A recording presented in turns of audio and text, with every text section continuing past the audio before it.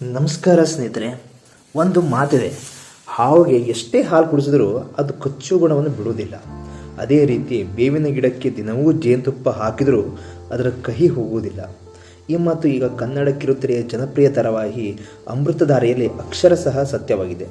ಹೌದು ಸ್ನೇಹಿತರೆ, ಕೆಲವು ದಿನಗಳ ಹಿಂದೆ ಎಲ್ಲರಿಗೂ ಅನಿಸಿತ್ತು ಶಕುಂತಲಾ ಬದಲಾಗಿದ್ದಾಳೆ, ಈಗ ಕುಟುಂಬ ಒಂದಾಗಿದೆ, ಇನ್ನು ಜಗಳಗಳೆಲ್ಲ ಮುಗಿದವು ಎಂದು. ಆದರೆ ಅದು ನಿಜವಾಗಿಯೂ ಬದಲಾವಣೆಯಾಗಿತ್ತಾ ಅಥವಾ ಎಲ್ಲರನ್ನು ನಂಬಿಸಿ ಮೋಸ ಮಾಡುವ ದೊಡ್ಡ ನಾಟಕವಾಗಿತ್ತಾ? ಈಗ ಹೊರಬಿದ್ದಿರುವ ಸತ್ಯ ನೋಡಿದರೆ ಪ್ರೇಕ್ಷಕರು ಮೊದಲೇ ಹೇಳಿದ್ದೇ ಸತ್ಯ ಅನಿಸುತ್ತೆ. ಹಾಗಾದರೆ ಶಕುಂತಲಾ ಈಗ ಯಾವ ಹೊಸ ಪ್ಲ್ಯಾನ್ ಮಾಡಿದ್ದಾಳೆ? ಜಯದೇವ್ ಮತ್ತೆ ಹೇಗೆ ಹೊರಗೆ ಬರ್ಬೋದು? ಗೌತಮ್ ಮತ್ತು ಭೂಮಿಕಾ ಮತ್ತೆ ಯಾವಾಗ ಅಪಾಯಕ್ಕೆ ಸಿಲುಕಬಹುದು? ಈ ಎಲ್ಲ ವಿಚಾರಗಳನ್ನು ಇವತ್ತಿನ ವಿಡಿಯೋದಲ್ಲಿ ಸಂಪೂರ್ಣವಾಗಿ ತಿಳಿದುಕೊಳ್ಳೋಣ. ಕೆಲ ದಿನಗಳ ಹಿಂದೆ ಅಮೃತಧಾರೆ ಧಾರಾವಾಹಿಯಲ್ಲಿ ತುಂಬ ಸಂತೋಷದ ವಾತಾವರಣವಿತ್ತು. ಮಿಂಚು ಮತ್ತು ಆಕಾಶ್ ಅವರ ಹುಟ್ಟುಹಬ್ಬದ ಸಂಭ್ರಮ ಮನೆ ತುಂಬ ಹರಡಿತ್ತು.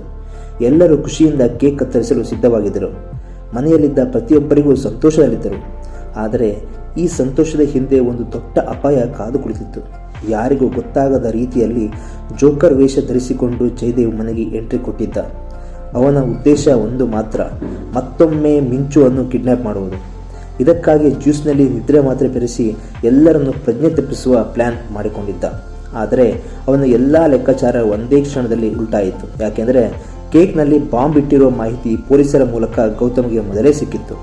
ಈ ವಿಚಾರ ತಿಳಿಯುತ್ತಿದ್ದಂತೆ ಎಲ್ಲರೂ ಶಾಕ್ ಆದರು. ಆದರೆ ಅದಕ್ಕಿಂತ ದೊಡ್ಡ ಶಾಕ್ ಕೊಟ್ಟಿದ್ದು ಶಕುಂತಲಾ.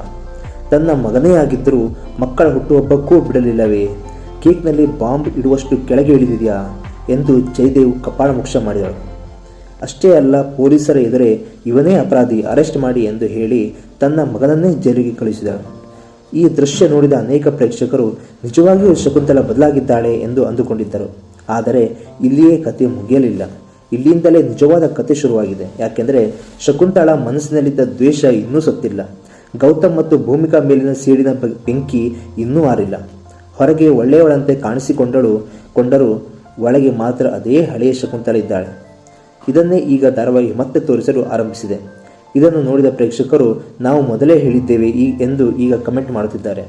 ಯಾಕೆಂದರೆ ಶಕುಂತಲಾ ತಾನು ಬದಲಾಗಿದ್ದೇನೆ ಎಂದು ಹೇಳಿದ ದಿನವೇ ಅನೇಕರು ಅನುಮಾನ ವ್ಯಕ್ತಪಡಿಸಿದರು. ಸೋಷಿಯಲ್ ಮೀಡಿಯಾದಲ್ಲಿ ಇದು ನಾಟಕ, ಇವಳು ನಂಬೇಡಿ, ಹಾವಿಗೆ ಹಾಲು ಹಾಕಿದರೆ ಅದು ಕಚ್ಚುವುದು ಬಿಡ್ತದ, ಶಕುಂತಲಾ ಮತ್ತೆ ಆಟ ಶುರು ಮಾಡಿದ್ದಾಳೆ ಇದು ಎರಡನೇ ಇನ್ನಿಂಗ್ಸು, ಸೀರಿಯಲ್ ಇನ್ನೂ ಬಹಳ ದಿನ ನಡೆಯಬೇಕು, ಅದಕ್ಕಾಗಿ ಈ ಟ್ವಿಸ್ಟ್ ಎಂದು ಅನೇಕರು ಬರೆದುಕೊಂಡಿದ್ದರು. ಆ ಸಮಯದಲ್ಲಿ ಅನೇಕರಿಗೆ ಆ ಮಾತುಗಳು ಅತಿಶಯೋಕ್ತಿ ಅನಿಸಿತ್ತು. ಆದರೆ ಇಂದು ನೋಡಿದರೆ ಅದೇ ಮಾತುಗಳು ನಿಜವಾಗ್ತದೆ. ಈಗ ಎಲ್ಲರ ಮನಸ್ಸಿನಲ್ಲೂ ಒಂದೇ ಪ್ರಶ್ನೆ, ಶಕುಂತಲಾ ನಿಜವಾಗಿಯೂ ತನ್ನ ಮಗನನ್ನು ಜೈಲಿನಲ್ಲಿ ಬಿಡ್ತಾಳಾ ಅಥವಾ ಸ್ವಲ್ಪ ದಿನಗಳ ನಂತರ ಜಯದೇವನನ್ನು ಹೊರಗೆ ಕರೆತಂದು ಮತ್ತೊಂದು ದೊಡ್ಡ ಸಂಚು ರೂಪಿಸ್ತಾಳಾ? ಇದು ನಡೆದರೆ ಅಮೃತಧಾರೆ ಕಥೆ ಮತ್ತೆ ಮೊದಲಿನ ಹಾದಿಯಲ್ಲೇ ಸಾಗುವ ಸಾಧ್ಯತೆ ಇದೆ.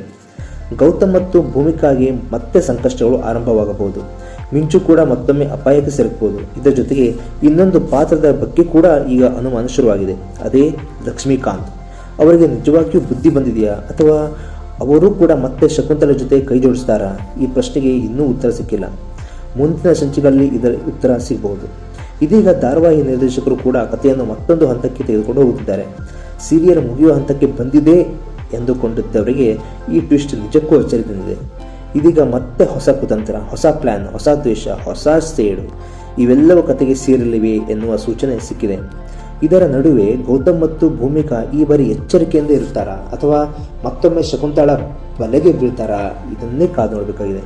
ಒಂದು ಕಡೆ ತಾಯಿಯ ಪ್ರೀತಿ, ಇನ್ನೊಂದು ಕಡೆ ಸೇಡಿನ ಬೆಂಕಿ.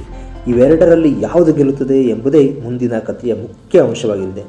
ಪ್ರೇಕ್ಷಕರು ಈಗಾಗಲೇ ತಮ್ಮ ಊಹೆಗಳನ್ನು ಹೇಳಲು ಆರಂಭಿಸಿದ್ದಾರೆ. ಕೆಲವರು ಶಕುಂತಲಾ ಎಂದಿಗೂ ಬದಲಾಗಲ್ಲ ಎಂದರೆ, ಇನ್ನು ಕೆಲವರು ಈ ಬಾರಿ ಗೌತಮ್ ಗೆಲ್ಲಬೇಕು ಎಂದು ಹೇಳುತ್ತಿದ್ದಾರೆ. ಹಾಗಾದರೆ ನಿಮ್ಮ ಅಭಿಪ್ರಾಯ ಏನು? ಶಕುಂತಲಾ ನಿಜವಾಗಿಯೂ ಮತ್ತೆ ಜಯದೇವ್ ಜೊತೆ ಸೇರಿ ಹೊಸ ಸಂಚು ರೂಪಿಸ್ತಾಳಾ ಅಥವಾ ಈ ಬಾರಿ ಅವಳ ಆಟವೇ ಮುಂದುವರಿಯುತ್ತದಾ? ನಿಮ್ಮ ಅಭಿಪ್ರಾಯವನ್ನು ಕಮೆಂಟ್ನಲ್ಲಿ ತಿಳಿಸಿ. ಇವತ್ತಿನ ವಿಡಿಯೋಗೆ ಇಲ್ಲೇ ಮುಗಿಯುತ್ತದೆ. ಮತ್ತೆ ಇಂತಹ ಅಮೃತಧಾರೆ ಕನ್ನಡ ಕಿರುತೆರೆ ಮತ್ತು ಮನರಂಜನೆಯ ಹೊಸ ಅಪ್ಡೇಟ್ಗಳೊಂದಿಗೆ